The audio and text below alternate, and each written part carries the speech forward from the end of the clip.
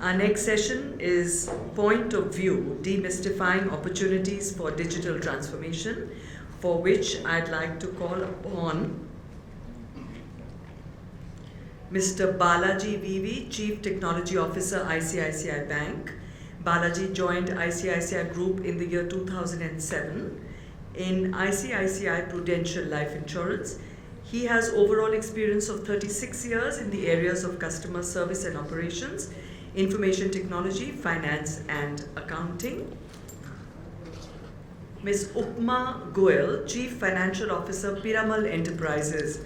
Upma is the CFO of Piramal Enterprises Limited and is responsible for the finance function of PEL and all its subsidiaries. She played a key role in the integration of Diwan Housing Finance Corporation Limited into Piramal Capital and Housing Finance Limited. Welcome, Upma ji. Animesh Kumar, President HR and Transformation, Z Entertainment Enterprises. Animesh is the President HR and Transformation at Z Entertainment.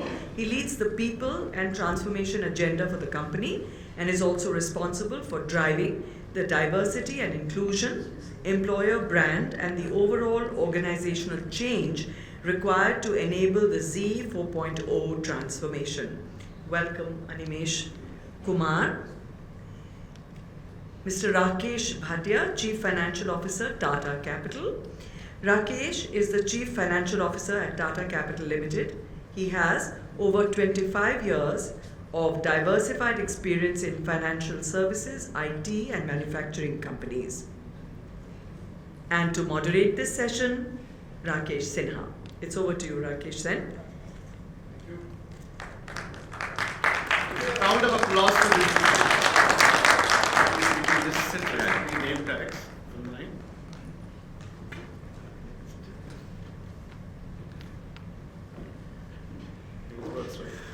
Can you hear me? Yes. Okay. I hope you're not feeling sleepy at all, right? And if we are, we're not going to make you sleep anywhere. So I think, in the morning, when I say morning, the first session, I had a difficulty. Can I stand? It's okay? I think I had a difficulty of having a panelist which were from a different industry altogether.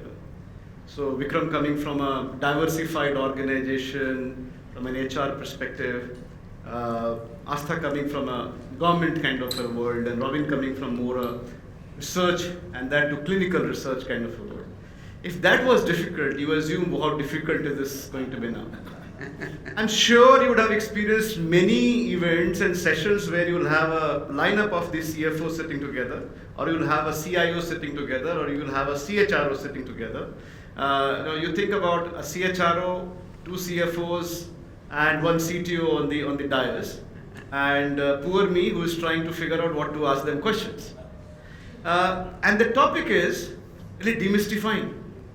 So as a functional leaders, as an enterprise leaders, the whole idea is to hear from them how they look at demystifying these opportunities from a digital transformation point of view. Do they get stuck into their own functions? As in the morning we were talking about staff functions, corporate functions, support functions, whatever you want to call it. Or do they get above that and look at enterprise-wide and see how that digital transformation can make an impact? I think a lot of good examples given by Sanjay just in the previous session. From a business point of view, from the growth point of view, in terms of achieving those competitive edge, the dollar values point of view and so on and so forth. So how you look at that. So that's an idea. And I think just to start this session, maybe it will be helpful to hear a very quick comment, maybe 30 seconds from each one of you, is, this whole digital transformation as a term, is it so much hyped? And how do you see really it becoming real in your context, your experience and your organizational context? Maybe we can go that side first. Animesh, quick comment from you, then Balaji, Rakesh. Sure. So I think digital transformation is pretty much the equivalent of the invention of the steam engine or the gunpowder. In terms of the kind of change that it is going to drive, or it is driving rather, not just in our corporate life but in our personal lives, is a step change. I think anybody who is seeing this as a continuity of what has happened in technology for the last maybe 2 decades, uh, is probably off the mark. This is changing the world and changing the nature of work in ways that is unprecedented. And we are all honestly scrambling to just keep pace. Said 30 seconds. Yes, that's all. We'll come back to you on this. I think a couple of points, but maybe a quick comment from you, Balaji, on that. Yeah, see, we see ourselves as a bank and many other similar industries. The next 10 years, what are the kind of customers who are going to come in? They are all digital natives. The next wave of customers are going to be completely digital natives. Unless we are ready to face them, I mean, the question of whether it's a choice or not, it's not a choice anymore. It's an imperative for us to do the business. Very nice, very nice, very nice. Absolutely, particularly in your case, no doubt. Yeah, Yes, a quick comment. So I echo what Balaji said. I think financial services, especially looking at the India tech stack, what's happened on the digital KYC, onboarding of customers, I think it's imperative. It's a no-brainer now that it's part and parcel of the business. In fact, it's at the center or the core of the business. If I look at from a CFO lens perspective, I think it's very difficult to generate a ROI whenever my IT head comes to me and discusses I have to do this project. But if I be dispassionate and look at the larger perspective, I think the biggest challenge at us in the management team is to how do we keep our ears to the ground in a sense, because there's so much of happening and technology can be two-edged. You can spend $100 million and don't get any benefit out of it. You can spend 10 million and you can accelerate your revenue. So it's a very difficult balancing act which you have to do daily. Looking at the velocity change which is happening in the business market, it's a very tough ask, but you have to invest daily. How do you declutter from the noise around you? That becomes the key. Very nice, very nice. And I think I have a question back on you, of course, on this ROI, but we'll come back to you. Sure. First to you. To me, digital transformation, it's an imperative, it's a need of the hour. But having said so, this is the hype and this is the buzz phase which is being talked about a lot. Everybody talks about digital transformation. Just wanted to take 1 minute just to distinguish between the digital transformation and the digitization. A lot of time it's the digitization which we are doing. That means, most of the repetitive tasks which we are doing it, we try to use the technology and then doing the digitization. But to me, digital transformation, it's the complete business case. What is the problem statement you're trying to solve? And with that problem statement which you're trying to solve, what would be the ROI? It could be ROI, it could be customer experience or your stakeholders' experience. So this digital transformation, it's a large thing and most of the organizations are doing it. And as we go and we are in the service industry, and for us, digital transformation it's a need of the hour and we have to do it. Very right, very right. I think actually Upma brought up a point, and I think I'm sure my friend Sanjay Gupta and SSF and we will be very excited about hearing that. Digitization and digitalizations are two different terms, and unfortunately what we have experienced is that organizations and leaders have interchangeably used these two, while they are completely different thing, and that is where I think you brought up a very good point and very powerful point. Just taking this discussion forward, and maybe Animesh, it will be good to hear from you, and because you talked about I think 4.0 Z, etc. If you can talk about some specific examples or scenarios where you've seen this digital transformation really connecting back to the growth of the organization, and if you can also build on it for a minute by saying how you really identify those, because I think the struggle is that demystifying it. So how you really have spotted those opportunities and what kind of impact you were able to get. So I think a trend that was there and COVID accelerated what it was, at least let's say in the media entertainment industry, the way content consumption changed dramatically. From appointment viewing, generically speaking, to anytime, anywhere, any device kind of content consumption. And when we were doing the whole 4.0, which is the digital or the digitalization of the entire organization, I think it sits in 3 or 4 spaces.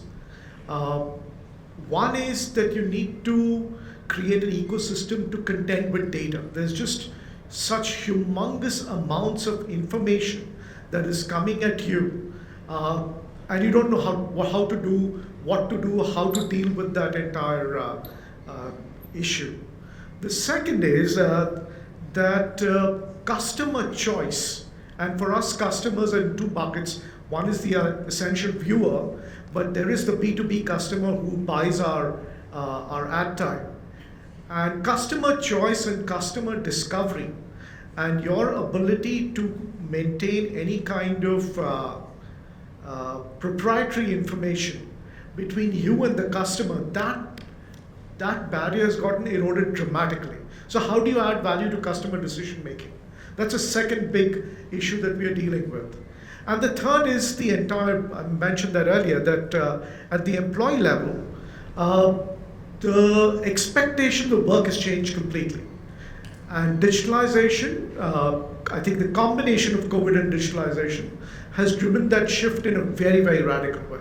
So we are now I mean, if you step on the other side of the management team, you're dealing with three completely new ecosystems, and how do you now suddenly scale up to address this? Very long conversation, but let me give you three use cases I think that we built. And one is, generically speaking, demand matching.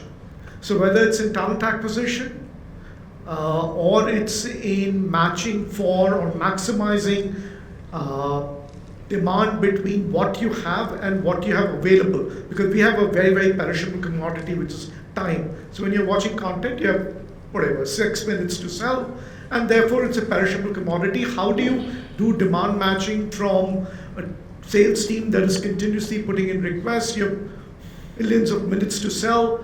So whether it's in talent acquisition or in, and effective demand matching then allows you to discover the best price.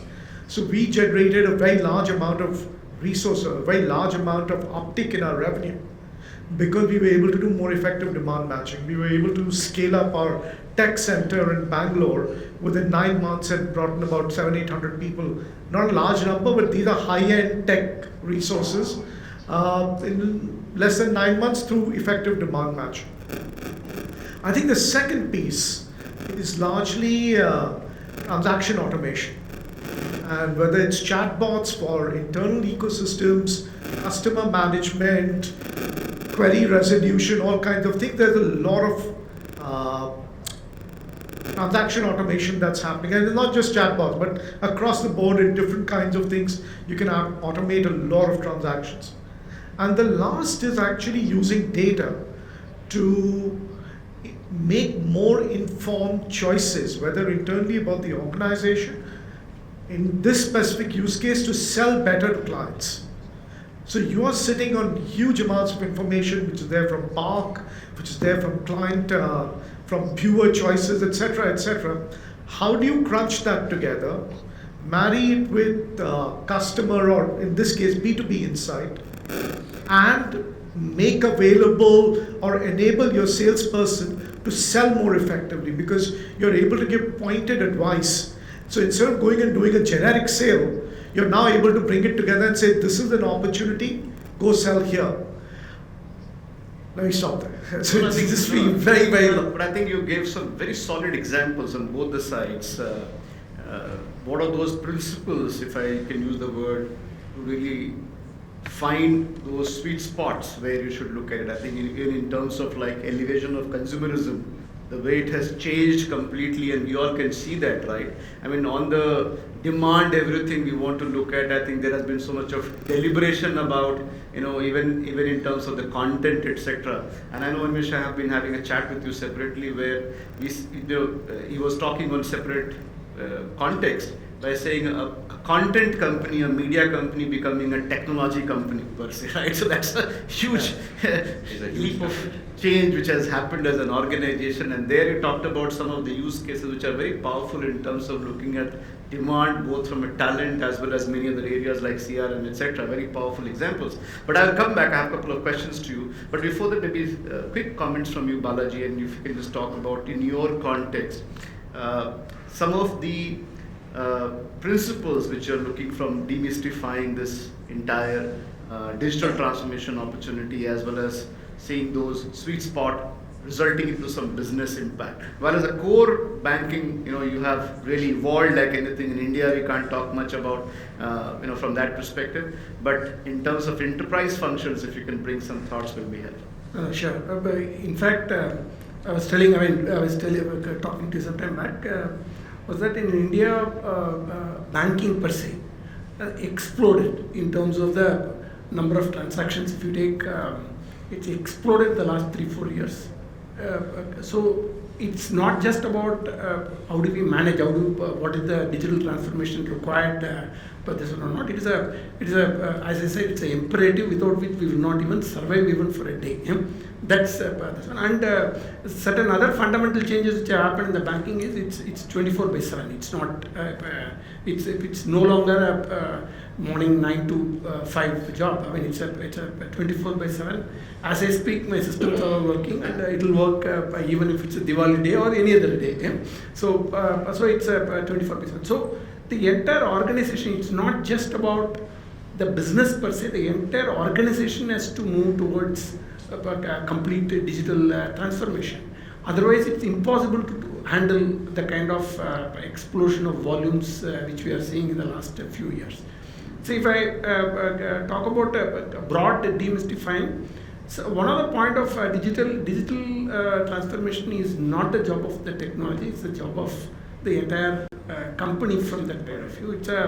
It's a company-wide philosophy. It's not just about one particular function. So from that point of view, we need to work with all the other functions. You talked about your question is about not just about business, but about outside the business. But recruitment, if I talk about my left hand side and right hand side, HR and finance. HR and finance, I mean, we can't survive without technology. The kind of reportings which we have to do on a daily basis, and the kind of analysis we have to do in terms of daily, with the regulators as well as with all the stakeholders, it's impossible to manage without complete digitization of the technology function. We generally work on technology projects with all the functions other than that. Imagine risk, not just the transaction, imagine risk. We have to see the transaction, every transaction has to be seen from this one of the risk. So again, without technology, nothing can be done. Risk is about, say for example, you draw ATM in Mumbai, but somebody has done a transaction of your account in Delhi. It's an alert. We need to know exactly how the transactions are moving. We know what are the kind of volume we're going to do now. How that changed during a short time. That is also a risk parameter. So every transaction gets processed through all the risks. So if I talk about risk, it's completely technology, digital driven. If I talk about finance, the kind of reports, and the kind of this one, and even profitability management. We have to go to the last element, which is the branch. We have thousands of branches and thousands of ATMs. We need to know at any point of time whether a particular place is making profit or not. If we have to open a branch, I mean, we open hundreds of branches every year. How the profitability moves, how the area profitability, everything has to be done on a daily basis almost. So I would say it's completely technology driven. No, absolutely very powerful, and I think rightly said in terms of looking at those branches, etc., the profitability at the nth level, even the compliances and the risk is very, very critical, and that is where the role of technology plays a very important role. So really looking from the business point of view. Rakesh, you want to add your perspectives on it in your own experience of this? Yeah. So I think Balaji made very pertinent points, but maybe I'll contextualize for the ease of the audience and maybe run through a loan transaction life cycle. So Tata Capital is the NBFC. We're into lending, much smaller than ICICI Bank. And his counterpart is also Rakesh Jha. So I'm Rakesh Bhatia, CFO of ICICI Rakesh Jha. So I just maybe run through a life cycle, and I'm glad that I can speak beyond finance now. And believe me, in the last 5 years, I think the journey has been more on the enterprise side. So let me throw some color on the enterprise, what we are doing at Tata Capital. Not only Tata Capital, maybe I can speak on behalf of Piramal, ICICI, the entire financial services community over here. So if I look at the entire value chain, if you're onboarding a customer, I think we are riding back on a digital KYC stack now. We can do a video digital KYC, we can offline KYC. So much has been done on the KYC stack. When we are looking at underwriting, we are able to scrub through bank statements, the GST statements, the income tax returns, the entire, the history of the customer in minutes now to feel whether it's worthwhile lending or not to that customer. If I look at the smaller products like two-wheelers, which are based on scorecard, the underwriting is based on scorecards. We have business rule engines which kind of tell us whether it's worth lending to that client or not in the sense. If you like disbursals, like it's all e-digital signed now. We don't sign agreements now, it's all digital signed by the customer and us also. So that's on the disbursal, and we take NASH mandates for auto debits. So we don't go back to the customers and take PDCs now. Moving on, I think the entire service is also on digital platforms now, which is customer statements, your home loan certificates, your interest rate certificates. I think 95% of our services are on digital platforms now. That's where we have evolved. Post giving the loan to a customer, we have to do collections. The entire allocation of collections, that this contract should go to which customer, happens digitally. Even the reposition of the stock, the settlements, whether to do or not, whether it's beneficial or not, is digitally decided in the sense. So it's embedded through the value chain. I think it's part and parcel of what we're doing. We also customize certain solutions to our leasing options which we give to clients, whether it's financing lease or operating lease in the sense. But I think it's become very pervasive in terms of every life cycle of what we do. When we launch MFI, we think very differently. When we're doing gold loans, we're thinking very differently. When we look at education loans, we're thinking very differently. So there are nuances to each product, but I think the core or the essence of digitalization or the opportunity to transform remains the same. So that'll be my 2 cents on it. No, absolutely brilliant, and I think I have a couple of questions on it, but I will come back. But what is important here is that, as Rakesh was talking about, that the backbone is now becoming the core of the organization, where you can put any product with some nuances on top of it. Okay, I'd just like to add one thing, maybe I slipped. If you had asked this question 8 years back, the answer could have been very different. But a lot of credit goes to the central government, what they've been doing, the India stack on the technology, because on that we're able to write and collect through WhatsApp, UPIs and whatnot in the sense.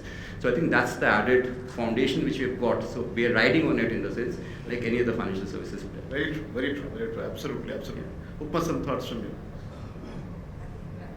You can put your mind, please. Yeah. Rakesh has beautifully covered the business part of it. I'll just take an extension and I'll now talk about the enterprise functions. After all this digitizations where the things are happening in a very seamless manner, what the technology is actually helping the finance function, I'll just talk about the finances. Everything has happened, the customer onboarding has happened, the customers collections and the servicing, disbursement, everything has happened. But what happened to the final outcome? And that's where the finance comes. So what we are doing is we have a real-time and almost close to the real-time dashboards, which are typically we call it as an actionable dashboard. So with the help of the Power BI, all our businesses, be it at the field staff or at the corporate level, they know how the things are moving. And as the things are moving, they are able to take the corrective action there and then, not waiting for it. And then comes the last part of it, which is the finance. And I'm hearing in one of the sessions, MIs take 7 days, 10 days, and that's something which is still prevalent. What we are trying to do as part of the digital transformation is, as the cases are getting booked, why can't we have it close to near time? I'll not call it as a real time, close to near time dashboard or the visibility to your internal stakeholders so that they're able to take the action there and then. Why to wait for the 15 days after the closure of the month when you're sitting and talking about what happens to the ROA and what are the corrective actions needs to be done. So that's something working very closely with the technology, and that's the real value unlocking for the stakeholders, where they will refer to one statement, one number, which they can completely rely upon, and as they are progressing, they are also able to take the decisions based on the final outcome. So we have the business matrices, but somehow expenses remains one of the some other areas, and the complete ROI. And again, at think Balaji talked about branch profitability, product profitability. Why not enable them with saying what they are doing? Certain things very good, that's definitely a positive part, but there are certain areas where they need to improve upon. But giving that power in their hands and making sure that they know what exactly needs to be done. That's what we call it as an actionable MIS and actionable dashboard for the businesses. That's a power of digital transformation. What I think. Sure. I think what is interesting here to hear from the leaders here is that there are a lot of use cases and which has been identified based on some of the organizational core areas of impact, where it could impact in terms of either your customer acquisition, it could impact in terms of customer retention, either it could impact in terms of experience, and so on and so forth. And those areas, some of these initiatives have been really deployed. What I wanted to flip the questions for all of you, a little bit of an interesting one to bring up, and maybe, Anilesh, you want to take it first, and maybe, what is not working well? What is the reason, or are there any experiences where you are having a struggle of scaling up an enterprise-wide transformation? Be it a change, be it whatever it is. So what are those trigger points where you are having a struggle to scale up and make it enterprise-wide, rather than still leaving it? And this is where one of the surveys which we had, and it still shows that a lot of transformations are still happening, like as Upma was saying, more digitization, automation in pockets. Yeah. They're not happening as an enterprise-wide management team thought through. Either CFOs are not approving it or whatever it is. We'll come back to that. You're touching a raw nerve on that one. I hear it very often. So what is the reason that we are not able to scale it up to make it enterprise-wide? If any experience like that, and if you want to throw some light on that. So I think there are very large number of challenges, and you've rightly identified that. Let me ask a further add to it by saying, is it still, while you are a management team, and when I say you, it's like all of you, still the leaders are getting still more functional than becoming management team and looking holistically? That's a question. I think that specific part is enterprise to enterprise, in the sense that whether leaders operate in silos or take on responsibility for the entire enterprise is a cultural issue. It's not specific to digitals individually. And that has a different set of dynamics to be solved for. But the first question that you asked, which is around digital enterprise, I think there is a problem in leadership, because a very large number of leaders, and I would hazard a guess of more than 80%, anybody who's 40, 45 plus, is not digital native, is not digitally savvy. I mean, how many of you talk to your email? I don't know. But if you look at a 25 or a 30-year-old, they talk to the phone and they respond to everything by voice command, and we are still typing. As an example, I mean, just a stark example, right? Social behaviors, leadership insecurity is holding back the unleashing of the full power of what digital can do today. And part of it is being held back because leaders just, and I'm not saying leaders at the top, but including them, but mid-management level, they're the real problem, because you're taking away my entire differentiation. I've spent 20 years learning a way to do things, and digital is just eroding that. It's eroding my USP, my reason why I'm a leader and other people are team members. Because knowledge is no longer at a premium. Knowledge is available at any point in time at the click of a button, pretty much. If you ask the right question, you will get knowledge. So how do you solve for that problem? And as we move forward, generative AI and other technologies are replacing large swaths of people. Large swaths of jobs are getting replaced, so there's real fear. And resistance to that adoption is coming from the fact that people don't know how to adapt and work in a new framework, right? The last time this happened was 20 years ago or 23 years ago in banking when computerization was done. Way back in the Y2K period, all banks adopted computerization, and we had huge problems dealing with unions at that time, public sector and private sector banks. Because, and the reality is, just to bookend this, is that of course digitalization will create new jobs and probably create a new set of jobs, but it will not create the jobs for the same people. The people for whom new jobs are going to get created are different from the people who lose their jobs. And at a corporate level, at the organization level, we are struggling with managing that. Writers, for example, in a media entertainment ecosystem could get replaced. I mean, yes, will generative AI create a completely new world of prompt engineers? Yes, it will. But the writers who are writing scripts every day because there's a half-an-hour show that needs to be put out every day, they are not going to become the prompt engineers.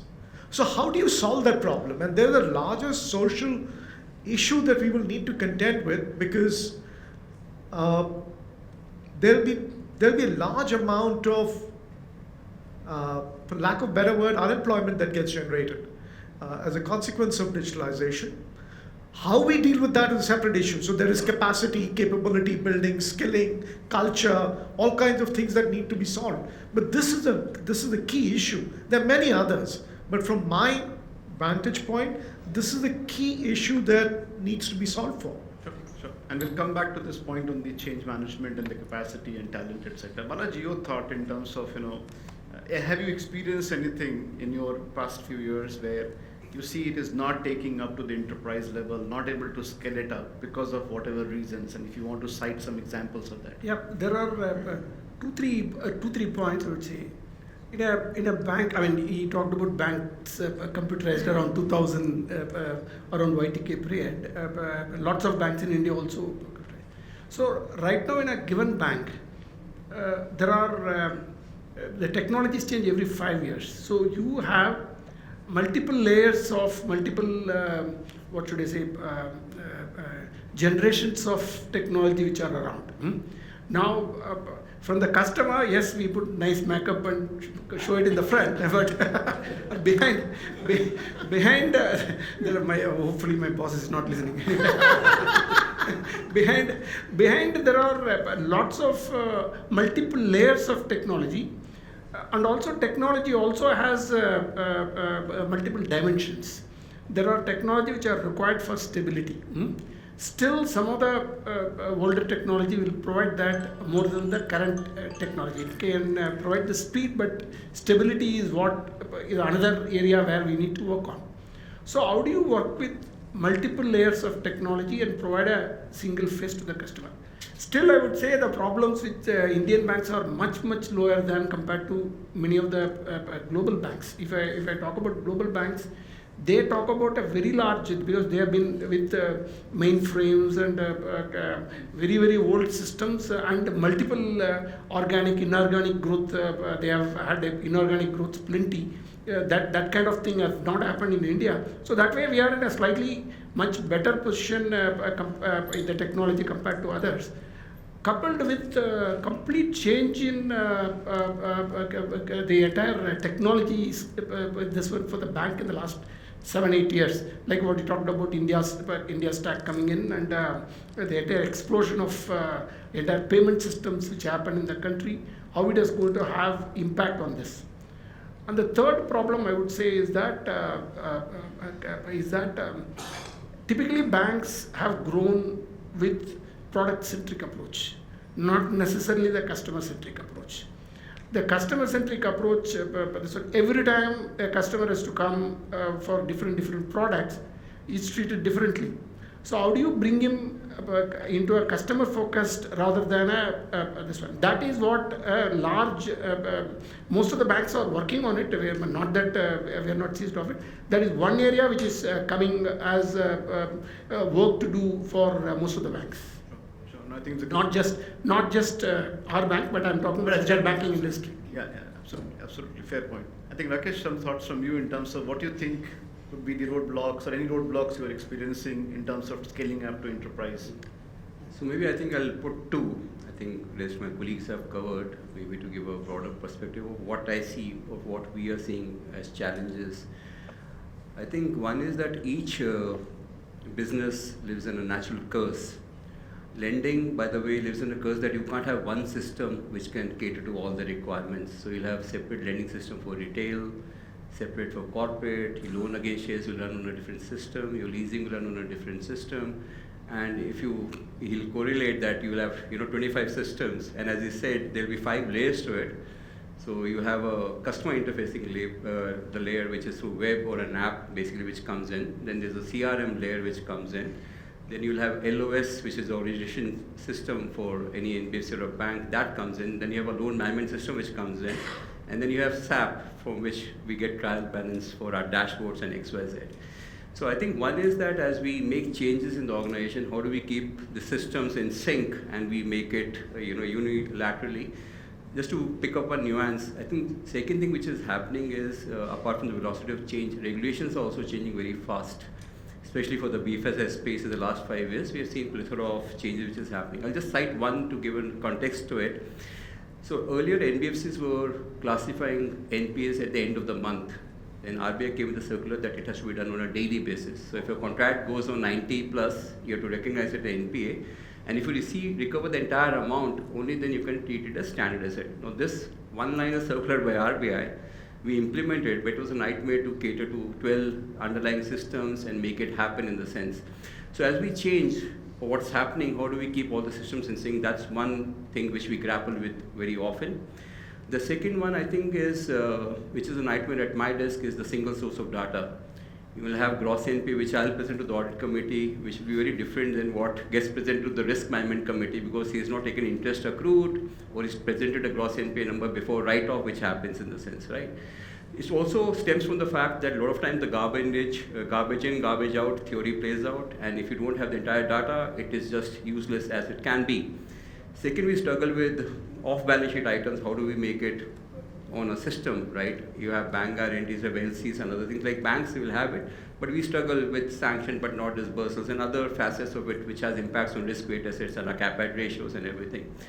And this entire customer changing, the regulations changing, multiple layers of systems, how do we play it together is tough at times, to be honest. Very true. And I think you talked about the single source of truth. I think just to give you an interesting story, I think one of the CXOs was working for this organization, very reputed, marquee logo, listed organization. Yeah. He's besides being a finance director, is also on the board. And he called me, and one-to-one he was chatting and saying, how embarrassed I was today. So in the board meeting, I was presenting some cash number, and my treasury gave a different cash number. It's very common. And he said, what? So I don't know how to solve for it, and then can you help me to solve for it? Right? So such a simple stuff, and that's exactly the single source of truth. So there are many examples like for single source of truth. Absolutely. Right. Some thoughts from you in terms of how are you seeing in your case some of these challenges? So, I think I've been hearing, we have a lot of legacy systems, and this whole thought process of compatibility, whether one system is talking to another system, and all these silo approaches. You got the system, you got it developed. First of all, you're not very sure whether you're fully utilizing that system. Then you again got the another system. Then the regulation change.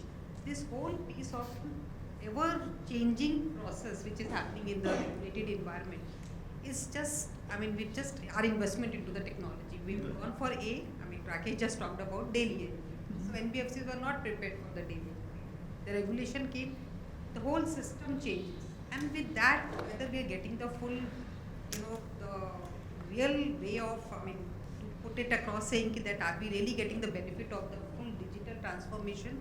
It just happens to be into the pockets, and then the problem comes up of having the different numbers. Like Treasury is using some different numbers.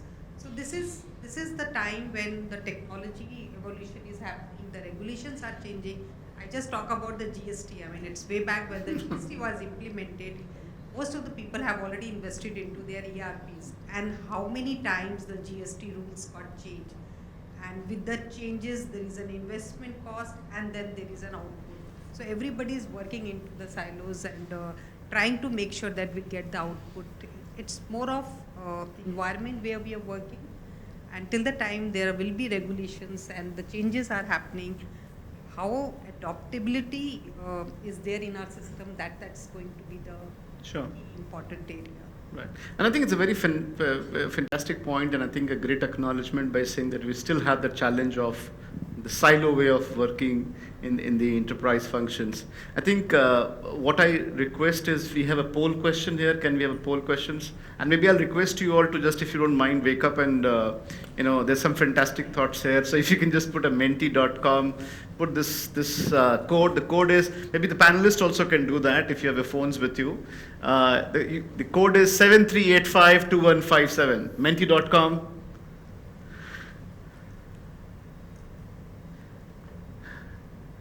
The code is 73852157, menti.com. You will get this question there and you can just put your answers. You told him to shake up, not wake up, right?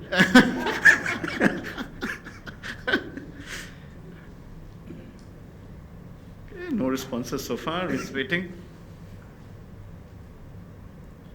I hope you all have logged into menti.com, menti.com. And okay, the responses are flowing in now. Okay. The question is, which is the most important element that influences the organization's ability to transform digitally? Most important element that influences the organization's ability to transform digitally. The options are conviction of the senior management and its ensuing benefits. I think one of the panelists talked about here. Positive cost-benefit equation with quick payback period. So it's about cost-benefit. I think Rakesh talked about it. Existing deployment of common use and wide technologies. Availability and knowledge of next-gen applications. Collaborative partner with skin-in-the-game approach. Collaborative partner with the skin-in-the-game approach. So it's still going on. So interesting to see the graphs. Okay, we'll give another 30 seconds. It's changing.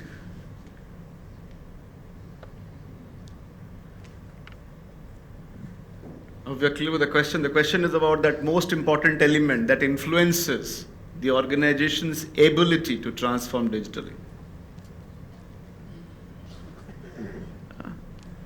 Okay, another 30 seconds. Yeah, this is very interesting to see the way the graph is coming up right now. Okay, so we can take a view from here. I think right now it appears that the conviction of the senior management seems to be the most critical component element if you want to drive it. And the next best is about that CBA and the return, the payback time. This too is looking like the most preferred one.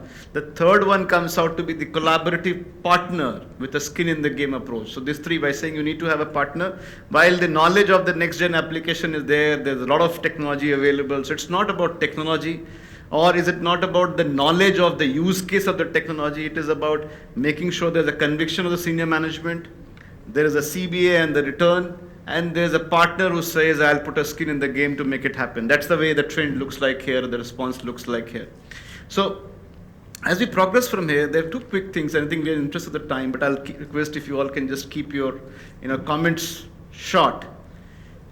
There are two areas where I want to take a perspective here. One is in terms of I think Balaji talked about the risk. How do you see this entire security, the information security? Because more you digitize, more you bring the digital in particular with a lot of internet the ability of data being stored at multiple places and so on and so forth. So there is a risk of this entire data privacy, information security, cyber security, etc., etc. How do you see the strategy of the organization on one side to look at digital and the same side ensuring there is a risk which is taken care of? You have any context, cases, any thoughts? Very quick 30-second responses from each one of you would be helpful on the risk, security, and the digital. So I may be wrong, but at least from whatever analysis and presentations that I've seen within our organization, the largest risk happens from inadvertent errors by internal employees. Of course, there is there are external hack attempts, etc., and brute hacking, etc., but it's therefore the challenge is on sensitizing your employees around being a lot more conscious, because any exposure to a company provided device then provides a very easy gateway into the organization, and then so Yep. haven't been able to solve the problem. It's a continuous effort of education and compliance, but haven't solved the problem yet. Sure. Some quick comments from you, Bala. I mean, you require 2 days workshop to explain the importance of security within us, but banks are critical information infrastructure of the country. We are constantly under attack. Not just the internal errors, we are constantly under attack by so many, even a nation, there are people who are employed a 9-to-5 job only to hack India, and we are one of the constant people on the other side. So it's a very, very, very important point. If you wake up any of our directors and ask them, why do you lose sleep? The first point they will say is the cyber security. Okay, very nice, very nice. Some thoughts from Rakesh? Yeah, so we are seeing some trade split coming to the business. Like we have frauds which happen on where the KYC is wrong, the e-KYC is wrong, and we lose money on that. But that doesn't make us lose sleep. I think if I want to pick 2 risks which kind of makes us lose sleep is, one is the entire cyber security, and a black swan event where you're held at ransom that you just can't operate your business. I think that magnitude of risk which scares us big time. And as Balaji alluded, I think that's where the entire board is focused, because they really get scared. And there have been examples where ransom calls have been made and people are paid for making this business operational. That's one. Second is the one which plays with the brand risk is, how do we keep the customer data to ourselves? I mean, the customer breach, there is the data privacy bill which has come in the sense. I think these 2 things we just hope, because it can have a direct impact on the brand for what we stand for as Tata Capital. So that makes us focus. For me, it's easier because I keep on approving more budget on the cyber security, and the proportion is increasing. It's evident in the mix of the IT budgets that the proportional risk mitigation is increasing a lot. Oh, great, excellent. Some thoughts from you. And for us, is both cyber security and the privacy. It's of the highest priority, if I have to say. Investment, yes, we'll make a lot of investments. Just talk about the cyber security is like even our mobiles are secure. So anything, we can't even transfer the data from our WhatsApp to the email. So that's how the type of securities we have already invested into it. And this is the area which we are very much conscious of the fact, be it customer data or the internal employee related data, this is all secure. Both privacy and cyber security, we are making, and we continue to make a lot of investment into this area. I'll just open for some questions here. If you have any questions with the eminent panelist here. Yeah, can we have a mic here, please? If somebody can just give a hand mic here. Thanks.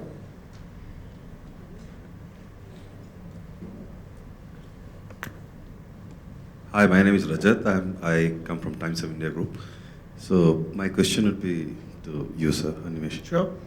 It's like you said that the writers are going to be replaced by Sorry, I could. job of a writer, as in Writers. writes script for the news and the shows and all that. That might be replicated through an AI, right? That's a threat or whatever. Do you think that the audience who hears, as you said, of a native, which is coming, a generation which is much younger than us, who are used to this technology kind of thing, where they talk to their emails rather than writing. Do you think that if the AI takes over the writer's scripting, the generation who are talking to the emails, would they also like to, like the show or the news or whatever, to be a content generated by AI? Do you think there is a demand from that side also?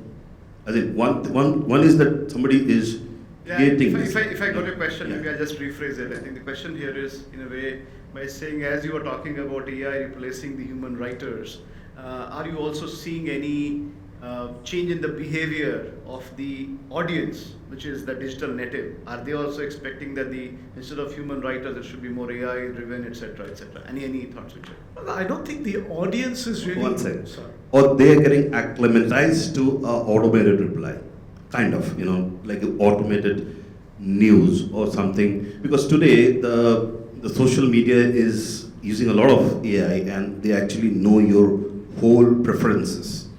I mean, anybody, anything, right from your shoe to your car or whatever.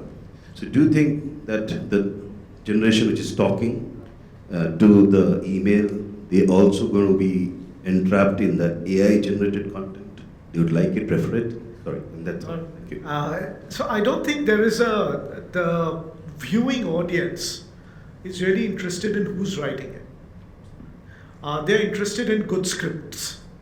And the point I was making is that from a point about 2-3 years ago, when script writing by technology, by generative AI solutions was very basic, it is now getting incredibly sophisticated to a point where, I forget the name of the serial, which has, it's on Netflix, which is about the president and his wife, who then becomes the president of the US.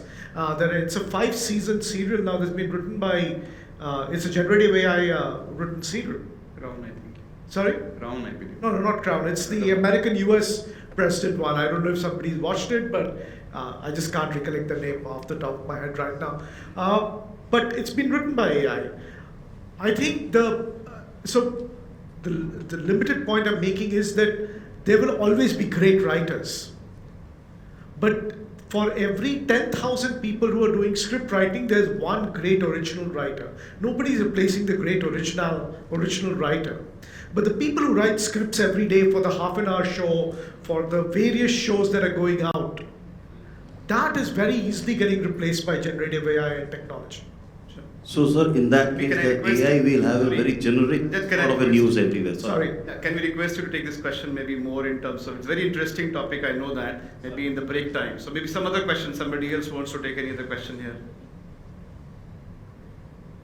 Because we'll have a lot of break time and networking time to have those interactions. Any other question here? Till the time you're not asking what's the balance in ICICI Bank, we can ask you. On how they're going to have generative AIs increasing your balance in the account side. So the question is related to what we are seeing on this chart. A, conviction of senior management, which most of you are. And the second hurdle is positive cost benefit equation, which is coming as. So as CFOs, when you are approving a digitization use case, are you looking into anything beyond cost benefit analysis? So in your organization, are you looking at saying that hey, SDFC is doing this, now it's a pressure for me also to do this, or maybe by doing this kind of a digital initiative, I'm going to completely transform perspective, or I'm going to go ahead and win more revenue. Are you looking digitization as a revenue generation source, or is this purely limited as a cost limiting driver? I think it's a very good question. I'll just make a comment here and maybe I'll request the two CFOs to respond to it. I think I received a call from one of the CXOs, again a very large marquee organization, and the CFO called me and said, you know what, Rakesh, my problem is the board is asking that how many generative AI use cases we have deployed. I have no idea. Can you give me some ideas of just generative AI deployment? So that question is that, are you following that some herd mentality or a trend by saying A, B, C, D is doing it, so you're also doing it, or you are having a real reason to it, or you're going very cut and dry by saying there is a business case, there's an ROI, and so on and so forth. So maybe you go first. So in our case, it's not just the cost benefit analysis, that's just the outcome. But we are looking at what is the business case and what's the expected outcome we are looking at from the business case. So business case could be better experience, customer experience. When we are talking about better customer experience, in a way it will eventually end up into improving either your revenues or efficiencies. Somewhere it will start reflecting it. But at the initial stage you have to invest. So it's not always that you have to see what is the return I'm going to get from this investment. This is the investment, this is the foundation. We really need to invest, and looking at the medium term impact of how we are getting the benefit out of it. So not all the investments are purely looked at from the cost benefit. Krishna, thoughts? I'll supplement. I didn't get your name, sorry. Gaurav. Okay, so Gaurav, I'll supplement what Upma said. So there's no standard dashboard or evaluation criteria. I think you can look at this investment from various lenses. It can be regulatory facing as we articulated, it can be customer facing, it can be business facing, it can be cross-selling facing, it can be customer experience facing, and various other aspects come in. I think I've lost all my hair last 5 years discussing with my IT head, my digital head, and my analytics head on the investment they ask for and what benefits they can reap.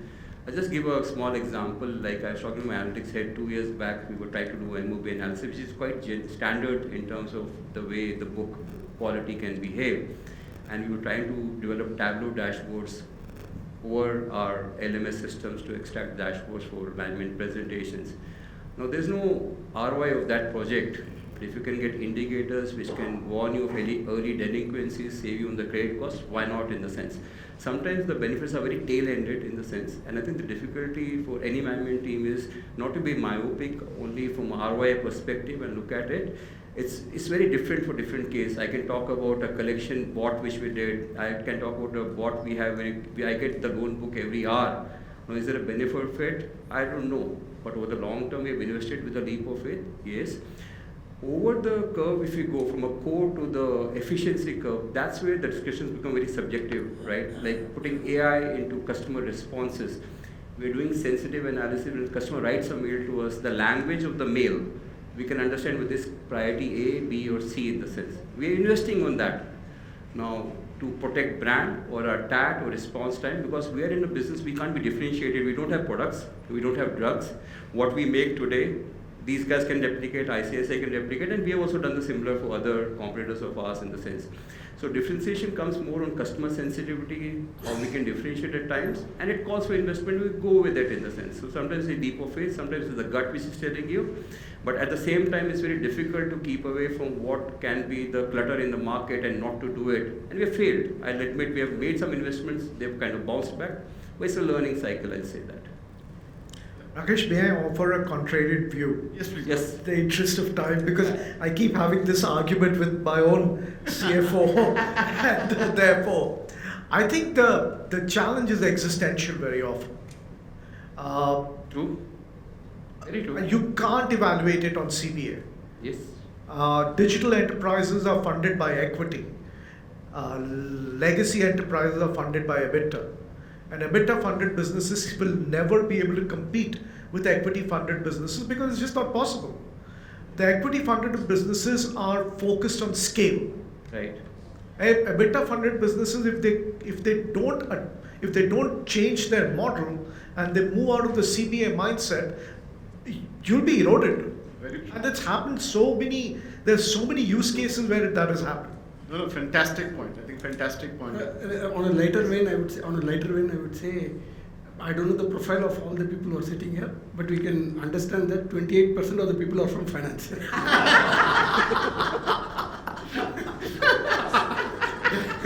That was a good one. And Good insight.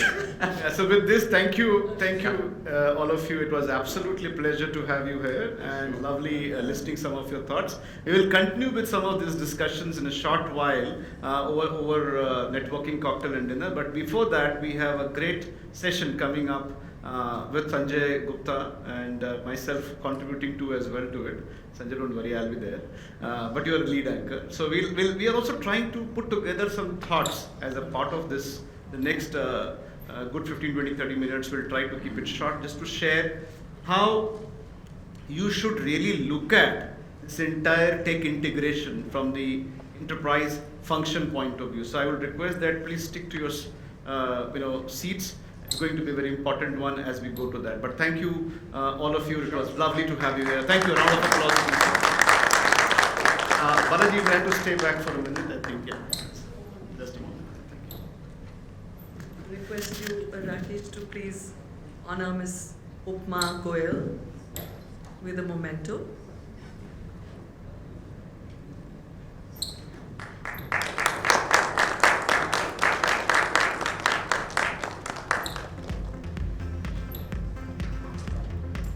Call Mr. Sunny Goel, partner and group head at Nomura Research Institute, to please come up and give a memento to Mr. Balaji Vivi.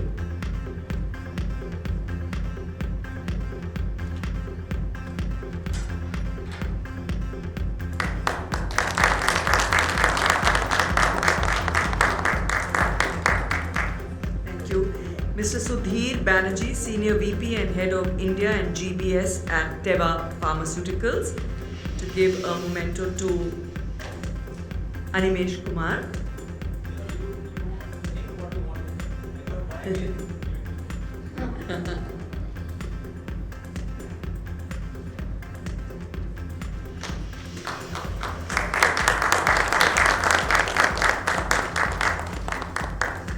Mr. Gaurav Raizada, National Head Business Excellence at Hindustan Coca-Cola Beverages, to give a memento to Rakesh Bhatia.